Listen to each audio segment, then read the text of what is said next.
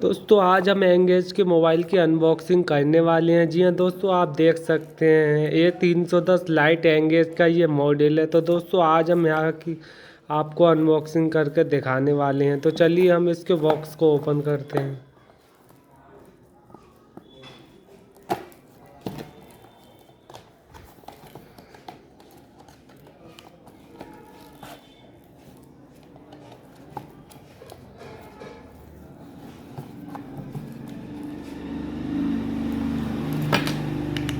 तो दोस्तों आप इस मोबाइल के लुक को यहाँ पर देख सकते हैं।